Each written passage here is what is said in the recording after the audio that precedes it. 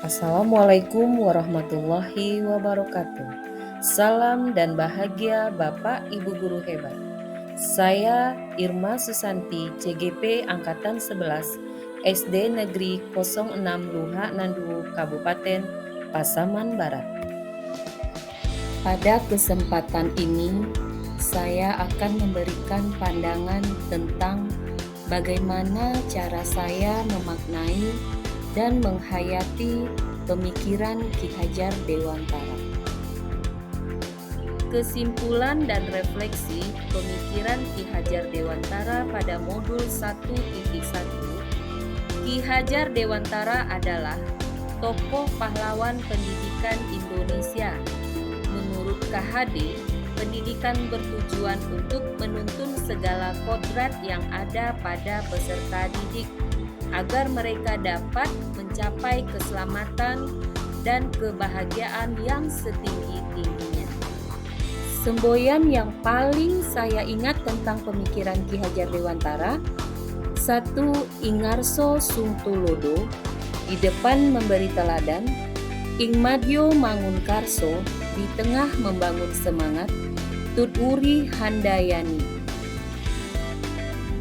3 semboyan ini memberikan pesan mendalam dan tanggung jawab, khususnya bagi saya sebagai seorang guru untuk mendapat menghormati dan memperlakukan peserta didik dengan sebaik-baiknya dan sesuai dengan kodratnya. Guru diharapkan dapat menuntun peserta didik menjadi pribadi yang terampil, berakhlak mulia, dan bijaksana, sehingga mereka akan mencapai kebahagiaan dan keselamatan. Sebagai pendidik, saya harus membekali keterampilan kepada peserta didik sesuai zamannya, agar mereka bisa hidup berkarya dan mudah menyesuaikan diri. Sebagai pembelajar, saya harus selalu mengupdate ilmu pengetahuan dan teknologi guna memberikan pengajaran yang sesuai dengan zaman. Saya harus menjadi seorang pembelajar yang haus akan ilmu untuk meningkatkan kompetensi yang saya miliki secara konsisten dan berkelanjutan, salah satunya melalui kegiatan guru penggerak ini dan mengikuti kegiatan pelatihan mandiri. Sebelum saya mempelajari tentang pemikiran Ki Hajar Dewantara, saya belum sepenuhnya memahami tentang pembelajaran yang berpusat pada peserta didik yang sesuai dengan kodratnya. Yang saya pahami di dalam pembelajaran adalah guru sebagai pusat pembelajaran atau teacher center. Guru hanya transfer materi pelajaran, mengutamakan hasil akademik, tidak memahami karakter setiap siswa, murid sebagai objek pembelajaran, tidak memperdulikan pemahaman murid.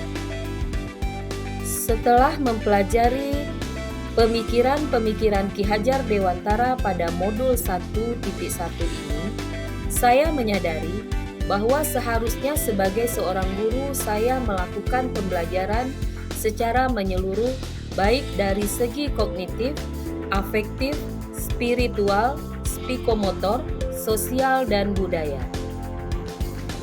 Hal ini mengubah pandangan saya bahwa seorang pendidik bukan hanya sekedar pengajar materi akademis saja, tapi juga membimbing atau membantu peserta didik menemukan potensi diri mereka dan mengembangkan karakter yang kuat.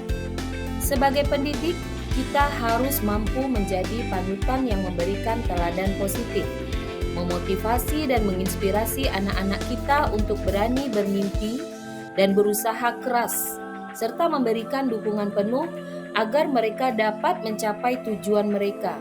Maka dari itu saya harus terus belajar dan memperbaiki diri agar dapat memberikan yang terbaik bagi mereka. Setelah saya memahami dan mempelajari pemikiran-pemikiran Ki Hajar Dewantara ini, saya harus terus belajar dan memperbaiki diri agar dapat memberikan yang terbaik bagi peserta didik. Dalam pemikiran Ki Hajar Dewantara, pentingnya pendidikan yang berakar pada budaya dan nilai-nilai lokal. Ini berarti saya harus menghargai dan mengintegrasikan kearifan lokal dalam proses pendidikan, sehingga peserta didik tidak hanya menjadi pintar secara akademis, tetapi juga memiliki kesadaran budaya dengan identitas yang kuat. Makanya saya harus menjadi pendidik yang tidak hanya fokus pada pembelajaran akademis, tetapi juga membangun karakter. Pemikiran ini mengubah cara pandang saya tentang peran pendidikan dan tanggung jawab saya sebagai pendidik dalam membentuk generasi masa depan yang hebat dan berkarakter. Sebagai seorang pendidik, kita harus menjadikan murid sebagai subjek pembelajaran, bukan sebagai objek pembelajaran. Guru seharusnya menjadi fasilitator dalam pembelajaran, agar siswa bebas berkarya dan bebas berpendapat. Setelah mempelajari modul ini, kita sebagai seorang guru harus sabar dan ikhlas menghadapi peserta didik kita, memahami karakter peserta didik, dan menuntun murid tumbuh sesuai kodratnya, baik berupa kodrat alam maupun kodrat zaman. Selain itu, kita juga harus menerapkan perilaku atau sikap yang baik. 1. Memberikan teladan yang baik. Seorang pendidik harus menjadi contoh yang baik bagi anak-anak. Ini berarti kita harus menunjukkan sikap dan perilaku yang positif, seperti disiplin, jujur, dan bertanggung jawab.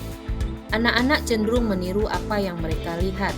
Jadi dengan memberi teladan yang baik, kita membantu mengembangkan karakter yang kuat dan positif. 2. Membangun motivasi dan semangat belajar. Dengan menciptakan lingkungan belajar yang menyenangkan dan mendukung, memberikan pujian dan penghargaan atas usaha dan prestasi mereka, serta memberikan dukungan emosional saat mereka menghadapi kesulitan. Motivasi yang kuat akan membantu anak-anak mencapai potensi maksimal. Mendukung kemandirian anak dengan memberikan kebebasan kepada anak untuk mengeksplorasi, mencoba hal baru, dan membuat keputusan sendiri, sambil tetap memberi bimbingan dan arahan yang diperlukan. Dengan ini, anak-anak akan belajar menjadi mandiri, percaya diri, dan mampu menghadapi tantangan hidup dengan lebih baik. Jadi, setelah kita mempelajari asas-asas pemikiran Ki Hajar Dewantara pada modul ini, maka kita harus merancang pembelajaran yang interaktif dan inovatif, pembelajaran yang berpihak kepada peserta didik, menjadikan murid sebagai subjek pembelajaran, serta menerapkan pembelajaran abad 21 yang kreatif, kritis, komunikatif, dan kolaboratif. Inilah pemahaman saya tentang kesimpulan dan refleksi pemikiran Ki Hajar Dewantara. Jadilah transformasi pendidikan. Salam dan bahagia guru hebat.